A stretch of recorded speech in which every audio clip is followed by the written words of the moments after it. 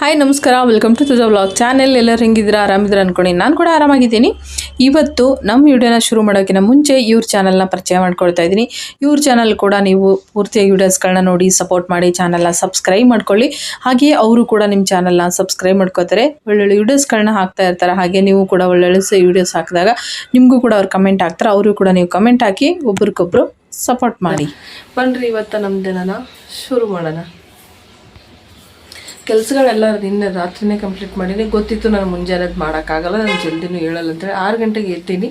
ಆದ್ರೂ ಎದ್ದ ಮೇಲೆ ಏನೋ ಒಂಥರ ಸುಸ್ತು ಅನ್ಸಾಗುತ್ತೆ. ಹಾಗಾಗಿ ಜಲ್ದಿ ಎದ್ದು ಕೆಲಸ ಮಾಡೋಕ್ಕಾಗಲ್ಲ ಅಂತೇಳಿ ರಾತ್ರಿನೇ ಬಾಂಡೆ ಎಲ್ಲ ತೊಳೆದು ಗ್ಯಾಸ್ ಕಟ್ಟೆಲ್ಲ ಒರೆಸಿ ನೀಟಾಗೆ ಮಾಡಿಟ್ಟಿನಿ.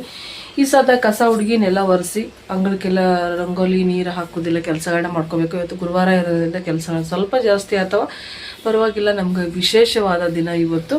ಹಾಗಾಗಿ ಪ್ರತಿ ಗುರುವಾರನೂ ನಮ್ಗೆ ವಿಶೇಷ, ಪ್ರತಿದಿನವೂ ವಿಶೇಷನೇ. ಅದರಲ್ಲಿ ಇದು ಇವತ್ತೊಂದು ದಿನ ಸ್ಪೆಷಲ್ಲಾಗಿ ಅಲ್ವಾ. ಬರೀ ಇವತ್ತಿನ ನಮ್ಮ ದಿನಗಳನ್ನ ಶುರು ಮಾಡ್ಕೊಳ್ಳೋಣ. ಏನೇನು ಅಡುಗೆ ಮಾಡಬೇಕು, ಏನೇನು ಕೆಲಸಗಳು ಮಾಡ್ಕೋಬೇಕು. ಬಟ್ಟೆ ಸ್ವಲ್ಪ ಹೊಲ್ಯಾಕೆ ಬಂದವು, ಬಟ್ಟೆಗಳನ್ನ ಹೊಲ್ಕೋಬೇಕು. ನನ್ನ ಬಟ್ಟೆ ಹೊಲ್ಕೊಳ್ಳೋದವು, ಅವಂತೂ ಅಲ್ಲೇ ಇಟ್ಬಿಟ್ಟಿನಿ. ಏನೋ ಹೇಳ್ತಾರಲ್ಲ ಮನೆಯವ್ರು, ಏನೋ ಹೇಳ್ತಾರೆ, ನಾಯ್ಕಾರ್ನ ಹೆಣ್ತೇನೋ ಅಂತ ಹೇಳ್ತಾರೆ. ಹಂಗಾಗೈತಿದ್ದು ನಾವು ಟೈಲರ್ ಆಗಿನೂ ನಮ್ಮ ಬಟ್ಟೆ ನಮ್ಗೆ ಹೊಲ್ಕೊಳಕ್ಕಾಗಲ್ಲ, ಅಂಥ ಪರಿಸ್ಥಿತಿಗೆ ಇರ್ತೀವಿ. ಎಲ್ಲರ ಬಟ್ಟೆ ಹೊಲಿತೀವಿ, ಆದ್ರೆ ನಮ್ಮ ಬಟ್ಟೆ ನಾವೇ ಹೊಲ್ಕೊಳ್ಳೋದಿಲ್ಲ. ಎಲ್ಲರದ್ದು ಟೈಲರ್ಗಳು ಇದೇ ಪರಿಸ್ಥಿತಿ ಅನ್ಕೋತೀನಿ. ನನ್ನಂತರೂ ಹಾಗೆ ಆಗ್ಬಿಟ್ಟೈತಿ. ಬರ್ರಿ ಏನೇನು ಆಗ್ತದೆ ಏನೇನಿಲ್ಲ ಅಂತ ನೋಡ್ಕೊಂಬರೋನು ಇವತ್ತಿನ ದಿನ. ಒಂದು ಕಡೆ ಮಾಡಿದ್ರೆ ಒಂದು ಕಡೆ ನೆಲೆ ಇಲ್ಲ ಅಂತಾರಲ್ಲ, ಹಂಗೈತ್ರಿ ನನ್ನ ಪರಿಸ್ಥಿತಿ ಇವತ್ತು. ಜಲ್ದಿ ಇದ್ದಿದ್ರೆ ಇಷ್ಟೆಲ್ಲ ಗೋಳಾಟ ಇರ್ತಾನೆ ಇರಲಿಲ್ಲ. ಅರ್ಧಂಬರ್ಧ ಅಡುಗೆ ಮಾಡಿದ್ದೀನಿ, ಅರ್ಧಂಬರ್ಧ ಅಲ್ಲೇ ಬಿಟ್ಬಿಟ್ಟು ಇಲ್ಲಿ ಮನೇನ ಒರೆಸ್ಕೊಳಕ್ಕೆ ಬಂದೀನಿ.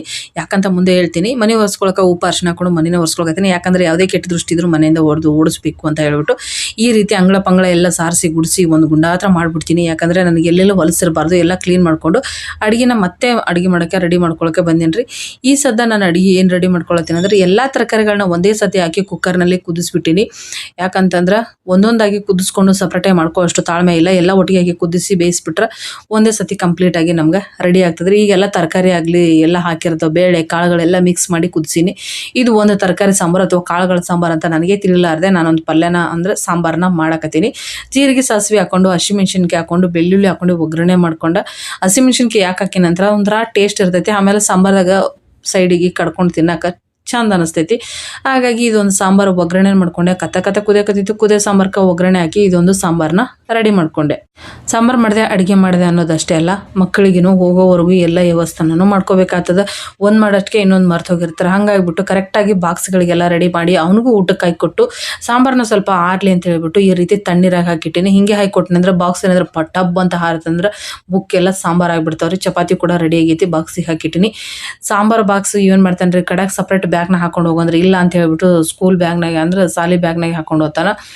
ಈಗೇನು ಮಾಡಿದ್ರೆ ಅದು ಏನಾದರೂ ಸಾಂಬಾರು ಡಬ್ಬ ಅಂತಂದು ನನ್ನ ಜವಾಬ್ದಾರಲ್ಲ ಅಂತ ಹೇಳಿದೆ. ಹಂಗಾಗಿಬಿಟ್ಟು ಏನು ಮಾಡ್ದೆ, ಮತ್ತೆ ಒಂದು ಪ್ಲಾಸ್ಟಿಕ್ ಬಾಟಲ್ದಲ್ಲಿ ಹಾಕ್ಕೊಂಡು ಕವರ್ ಕಟ್ಟಿ ಪ್ಯಾಕ್ ಮಾಡಿ ಸೈಡಲ್ಲಿ ಇಟ್ಕೊಂಡು ಹೊಂಟನ್ರಿ. ನಡ್ಕೊಂಡು ಹೊಂಟಾನ ಅಂತ ನೋಡಕತ್ತೀರಿ. ಹೌದ್ರಿ, ಸೈಕಲ್ ಬಿಟ್ಟು ಇನ್ನು ಮುಂದಕ್ಕೆ ನಡ್ಕೊಂಡೇ ಹೋಗ್ತಾನೆ. ನಡ್ಕೊಂಡೆಲ್ಲ ಬಸ್ ಸ್ಟಾಪ್ವರೆಗೂ ನಡ್ಕೊಂಡು ಹೋಗಿ ಬಸ್ ಸ್ಟ್ಯಾಂಡಿಂದ ಬಸ್ಸಿಗೆ ಹೋಗ್ತಾನೆ. ಪಾಸ್ ಮಾಡ್ಕೊಂಡನ್ರಿ, ಫ್ರೀ ಪಾಸ್ ಅಂತ ಹೇಳಿದ್ರಲ್ಲ, ಅರ್ಜೆಂಟಿಲ್ಲ ಪಾಸ್ ರೆಡಿ ಮಾಡ್ಕೊಂಡಾನೆ. ಬಸ್ಸಿಗೆ ಹೋಗೋದು ಬರೋದು ಮಾಡ್ತಾನೆ. ಟೈಮ 8:15 8:20 ಆಯಿತು. ಇನ್ನು ನಮ್ಮ ಕೆಲಸಗಳನ್ನ ಶುರು ಮಾಡ್ಕೋಬೇಕು. ನೋಡ್ಬೋದು ಇನ್ನು ಪೂಜೆನೇ ಆಗಿಲ್ಲ, ಪೂಜೆ ಮಾಡ್ಕೋಬೇಕು. ಅವಾಗೆಲ್ಲ ಜಲ್ದಿ ಎದ್ದು ಎಷ್ಟು ಜಲ್ದಿ ಪೂಜೆನ ಮಾಡ್ಕೋತಿದ್ದೆ. 6 ಅನ್ನಷ್ಟಲ್ಲ 5:15 ನನ್ನ ಪೂಜೆನೇ ಮುಗಿದು ಹೋಗ್ಬಿಡ್ತಿತ್ತು. ಅಲ್ಲಿಂದ 7 ಗಂಟೆ 8 ಗಂಟೆವರೆಗೂ ಸುಮ್ಮನೆ ಕೂತ್ಕೊಂಡು ಟೈಮ್ ಪಾಸ್ ಮಾಡ್ತಿದ್ದೆ. ಈಗ ನೋಡ್ರಿ ಎದ್ದಿದ್ದೇ ಲೇಟು. ನಾನು ಅವಸರಲ್ಲೇ ಜಳ್ಕೊಂಡ್ರೆ ನಮ್ಮ ಮನೆಯವ್ರು ಅವಸರದಾಗ ಯಾವ ಕಂದ್ರಂತ ಆ ಥರ ಇವ್ರು ಏನೇನೋ ಎತ್ಕೊಂಬಂದ್ಬಿಟ್ರು. ಇದ್ರ ಬಗ್ಗೆ ನಿಮಗೆ ಹೇಳ್ತೀನಿ. ಅದಕ್ಕೆ ನಾನು ವಿಡಿಯೋನ ಹಾಗೆ ಕಂಟಿನ್ಯೂ ಮಾಡಿದೆ. ಇದು ಯಾರಾದರೂ ನಿಮ್ಮ ಕಡೆ ಮಾರಕ್ಕೆ ಬಂದ್ರಂದ್ರೆ ಖಂಡಿತ ತೊಗೊಳ್ರಿ, ತುಂಬ ಒಳ್ಳೇದೈತಿ. ಅದು ಹೇಳೋಕ್ಕೋಸ್ಕರನೇ ವಿಡಿಯೋ ಮಾಡಿದೆ. ಕೆಲವೊಬ್ರು ಏನು ಮಾಡ್ತಾರೆ, ತುಂಬ ಕಮ್ಮಿ ರೇಟಿಗೆ ಕೊಟ್ಟಾಗ ಏನು ಮಾಡ್ತಾರೆ, ಈ ಕಮ್ಮಿ ರೇಟಿಗೆ ಕೊಡೋಕತ್ತರ ಕ್ವಾಲಿಟಿ ಇರೋದಿಲ್ಲ, ಚಲೋ ಬರೋದಿಲ್ಲ ಅಂತೇಳಿ ತೊಗೊಳ್ಳೋದಿಲ್ಲ. ನಿಜವಾಗ್ಲೂ ಇದು ಭಾಳ ಚಲೋ ಇರ್ತೈತಿ. ನಾನು ಭಾಳ ದಿನದ ಯೂಸ್ ಮಾಡಾಕತ್ತೀನಿ. ಹಾಗೆ ತುಂಬ ವರ್ಷಗಟ್ಟಲೆ ನಾನು ಆಯ್ತು ಈಗ ಯೂಸ್ ಮಾಡತ್ತೀನಿ. ಬಂದಾಗೆಲ್ಲ ನಾವು ತೊಗೋತೀವಿ, ಬಿಡೋದೇ ಇಲ್ಲ. ಪ್ರತಿಯೊಂದು ಲಿಕ್ವಿಡ್ಗಳು ಇವೇನಿದಾವಲ್ರಿ 4 ಥರದ ಐಟಮ್ಸ್ ಕೊಡ್ತಾರೆ. ಮತ್ತು ಈ ಬುಟ್ಟಿ ಕಡೆ ಕೊಡ್ತಾರೆ, ಅದು ಖಾಲಿ 100 ರೂಪಾಯಿದಾಗ ಕೊಡ್ತಾರೆ. ಹಂಗಂತೇಳಿ ಏನು ಮಾಡ್ಬಿಡ್ತಾರೆ, ಈ ಕಮ್ಮಿ ರೇಟ್ನಾಗ ಐತಿ, ಇದು ಕ್ವಾಲಿಟಿ ಬರೋದಿಲ್ಲ, ಅದು ಸ್ವಚ್ಛ ಆಗೋದಿಲ್ಲ ಅಂತೇಳಿ ತೊಗೊಳ್ಳೋದೇ ಇಲ್ಲ ಭಾಳ ಜನ. ಖಂಡಿತ ಇದು ಮನೆ ಒರೆಸ್ಕೊಳಕ್ಕೂ ಯೂಸ್ ಆಗ್ತದೆ, ಬಾಂಡೆ ತೊಳಿಲಿಕ್ಕೆ ಯೂಸ್ ಆಗುವಂಥದ್ದು. ಮತ್ತು ಈ ಆ್ಯಸಿಡ್ ಏನು ಹೇಳ್ತಾರಲ್ಲ ಅದು ಕೂಡ ಐತಿ, ಮತ್ತು ಹಾಲು ಐತಿ, ಮತ್ತು ಈ ಒಂದು ಗಟ್ಟಿ ಪುಟ್ಟಿ ಐತಿ. ಇದೇನಾದರೂ ನಿಮ್ಮ ಊರ ಕಡೆ ಮಾರಕ್ಕೆ ಬಂದ್ರೆ ಖಂಡಿತ ತೊಗೊಳ್ರಿ. ಇದರಲ್ಲಿ ಯಾವುದೇ ಮೋಸ ಕೂಡ ಇಲ್ಲ. ನಿಮ್ಮ ಬಾತ್ರೂಮ್ ಕೂಡ ಕ್ಲೀನ್ ಆಗ್ತದೆ, ಬಾಂಡೆ ಅಂತ್ರೂ ಸ್ವಚ್ಛ ಆತಾವು. ಹಾಗೆ ಮತ್ತು ಆಲ ಏನೈತಲ್ಲ ವೈಟ್ ಬಟ್ಟೆ ಕೂಡ ಯೂಸ್ ಆಗ್ತದೆ ನೋಡ್ರಿ. ಈಗ ಕಂಡಿದ್ದೆಲ್ಲ ಕಂಡವರೆಲ್ಲ ಪ್ರಮೋಷನ್ ಮಾಡೋದ್ರಿಂದ ಮತ್ತು ಇದು ಬೀದಿಗೆ ಹೋಗೋ ಅಂಥ ಪ್ರಾಡಕ್ಟ್ನ ಪ್ರಮೋಷನ್ ಮಾಡೋಕತ್ತರ ಅಂದ್ಕೊಂಡಿದ್ದೀರಿ. ಆ ಥರದ್ದು ಯಾವುದೂ ಇಲ್ಲ, ನನಗೆ ಇಷ್ಟ ಆಗಿತ್ತು ಅಷ್ಟೇ. ಹಾಗೆ ಜಳಕ ಮಾಡ್ಕೊಂಡು ಬಂದು ಪೂಜೆನ ಮಾಡ್ಕೊಂಡಿದ್ದೀನಿ.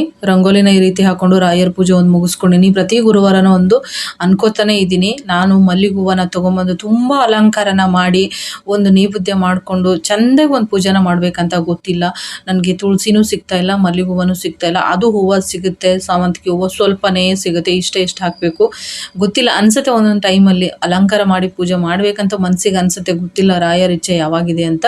ಹಾಗೆ ನಾನು ಒಂದು ನೈವೇದ್ಯನ ಮಾಡ್ಕೊಂಡಿದ್ದೀನಿ. ಏನಂದರೆ ಕೇಸರಿ ಬಾತ್ ಮಾಡ್ಕೊಂಡಿದ್ದೀನಿ. ಹಾಗೆ ಮೇಲ್ಗಡೆ ಈ ರೀತಿ ಪೂಜೆನ ಮಾಡ್ಕೊಂಡಿದ್ದೀನಿ. ಇವತ್ತು ಎಲ್ಲನೂ ದೇವ್ರಿಗೆ ಕಡಿಮೆನೇ ಆಯಿತು ಅನ್ನಿಸ್ತು. ನೈವೇದ್ಯ ಒಂದು ಮಾಡಿದ್ದೀನಿ ಮನಸ್ಸಿಂದ. ಆದರೆ ಎಲೆನೂ ಸಿಗಲಿಲ್ಲ ನನಗೆ ಇವತ್ತು. ಅಶೋಕ ಎಲೆ ನಾನು ತೊಗೊಂಬರೋಕ್ಕಾಗಲಿಲ್ಲ. ಮನೆ ಮುಂದೆ ಮಾವಿನ ಎಲೆ ಇದೆ, ಅದು ಕೂಡ ಹೋಗಿ ತೊಗೊಂಬರೋಕ್ಕಾಗಲಿಲ್ಲ.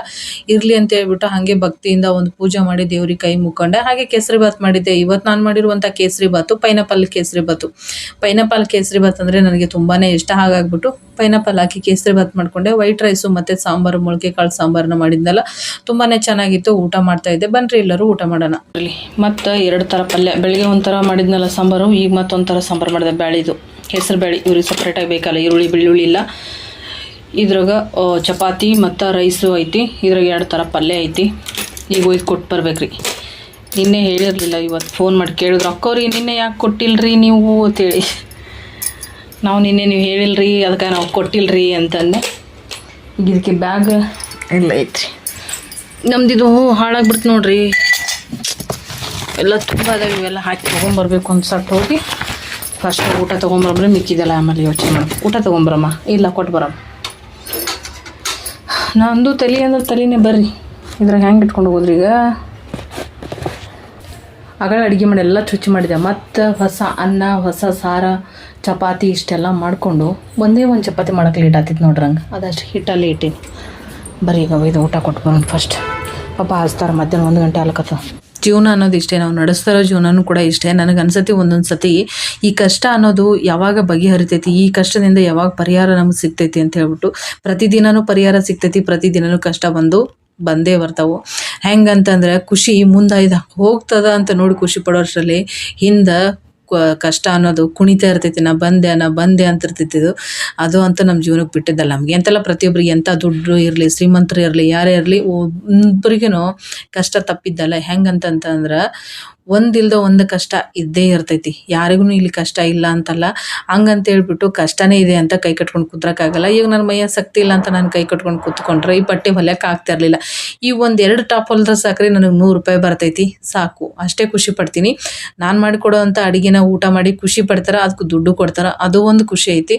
ಸಾಕು. ಇಷ್ಟದ ಜೀವನನ ನಡೆಸ್ಕೊಂಡು ಹೊಂಟೀವಿ. ಎಂಥ ಕಷ್ಟನೂ ಹಿಂದೆ ಕುಣಿತಾ ಇದ್ರೂ ಮುಂದೆ ಖುಷಿ ಹಾದು ಹೋಗಿರ್ತದಲ್ಲ, ಅದನ್ನೇ ನೆನೆಸ್ಕೊಂಡು ಒಂದು ಖುಷಿಯಿಂದ ಈ ಜೀವನನ ನಡೆಸ್ಕೊಂಡು ಹೊಂಟೀನಿ. ಹೇಳ್ಕೊಂಡು ಹೋದ್ರೆ ಈ ದಿನನೇ ಸಾಕಾಗಲ್ಲ. ನಮ್ಮ ಕಷ್ಟಗಳನ್ನ ಹೇಳ್ಕೊಂಡು ಹೋದ್ರೆ ಈ ದಿನಗಳನ್ನು ಸಾಕಾಗಲ್ಲ.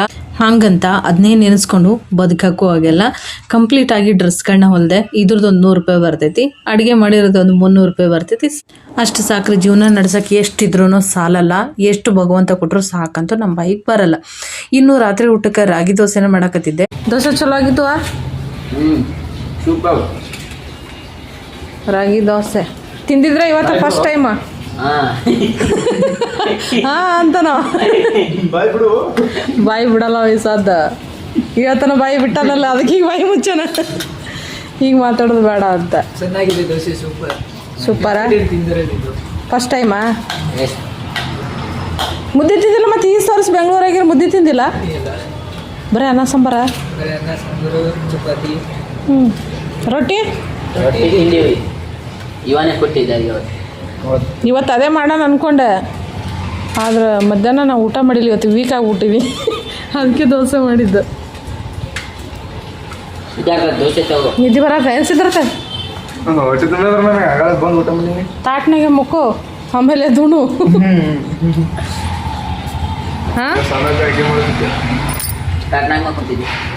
ಅಯ್ಯೋ, ಅವ ಸಣ್ಣವಿದ್ದಾಗಿಂದ ನೋಡ್ಬಿಟ್ಟೆ ಅಂದ್ರೆ ನೀ ನಾಳೆ ಈಗ ತನ ನಗ್ತಿ. ಇಲ್ಲ, ಯಾವತ್ತೂ ಬಂದಿಲ್ಲ ಅವನಿಗೆ ಆ ಥರ ಎಲ್ಲ. ಹಂಗೆಲ್ಲ ಬರ್ತಿರ್ಲಿಲ್ಲ. ಒಬ್ಬರು ಕೈಯಾಗ ಒಂದು ತುತ್ತು ಹಿಡ್ಕೊಳ್ಳೋದು, ಬಾಯಾಗ ಒಂದು ತುತ್ತು ಇಟ್ಕೊಂಡು ನಿದ್ದೆ ಮಾಡೋದು ಮಾಡ್ತಿದ್ದ. ಇನ್ನೊಂದು ತೊಂಬರ್ಲೆ ದೋಸೆ, ಅನ್ನ ಊಟ ಮಾಡ್ಲಿಕ್ಕೆ ಬಿಡು, ನೀ ದೋಸೆ ಹಾಕೋತಿದ್ರೆ ಹಾಕೊಂಬಿಡು. ಇನ್ನೊಂದು 5 ತೊಂಬರ್ಲಿ, ಅನ್ನ ಒಲ್ಲ ಅಂದ್ರೆ ಬಿಡು, ಯಾಕಿರ್ಲಕ್ಕ. ಹ್ಞೂ, ದೋಸೆ ತಿಂತಿದ್ರೆ ದೋಸೆನೇ ತಿನ್ನು, ಅನ್ನನೇ ಉಣ್ಬೇಕಂತ ಏನೇನು ರೂಲ್ಸ್ ಇಲ್ಲ. ಇವ ನೋಡು ಹಂಗೆ ತಿಂತಾನೆ ಬಿಡು, ಹೊಟ್ಟೆ ತುಂಬಿತು. ನಾನು ಮಾಟ ಮಂತ್ರ ಪರಿಹಾರದ ವಿಡಿಯೋ ಹಾಕಿದ್ರೆ ಮಾಟ ಮಂತ್ರ ಮಾಡ್ತಾರೆ ಬೇರೆ ನಾವು. ದೋಸೆ ತರಲೆ ಮಕ್ಕಳು ಊಟ ಮಾಡಿದ್ರೆ ಒಂದು ಚಂದ, ನಾವು ಅಡುಗೆ ಮಾಡಿದ್ರೆ ಒಂದು ಚಂದ. ನನಗೆ ಈ ಥರ ಅದು ಭಾಳ ಖುಷಿ. ಅವ್ರು ಊಟ ಮಾಡ್ತಾ ಇರಬೇಕು, ನಾನು ಅಡುಗೆ ಮಾಡ್ಬಿಟ್ಟು ಕೊಡ್ತಾ ಇರಬೇಕು.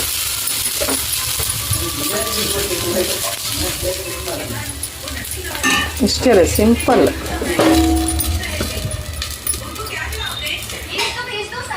ಇದೊಂದು ಕೊಡೋ, ನೀರು ತೊಗೊಂಡಿದ್ದೇನೆ ಇವತ್ತು, ಕೊಡು ಹಾಕೊಳ್ಳಿ. ಪಲ್ಯ ಕಮ್ಮಿ ಬೀಳ್ತದೆ, ನಾವು ಗೊಜ್ಜು ಮಾಡಲಿ ಅಂತ ಸ್ವಲ್ಪ ಟೊಮೆಟೊ ಗೊಜ್ಜು. ಓಕೆ ಫ್ರೆಂಡ್ಸ್, ಇವತ್ತಿನ ವಿಡಿಯೋ ಇಷ್ಟ ಆಗಿತ್ತು. ಇಷ್ಟ ಆದರೆ like, share, comment, channel subscribe ಮಾಡ್ಕೊಂಡು ಸಪೋರ್ಟ್ ಮಾಡಿ ಅಂತ ಕೇಳ್ತಾ ಮತ್ತೆ ಸಿಗೋಣ ನೆಕ್ಸ್ಟ್ ವಿಡಿಯೋದೊಳಗೆ. ಬಾಯ್ ಬಾಯ್, ಎಲ್ಲರಿಗೂ ನಮಸ್ಕಾರ.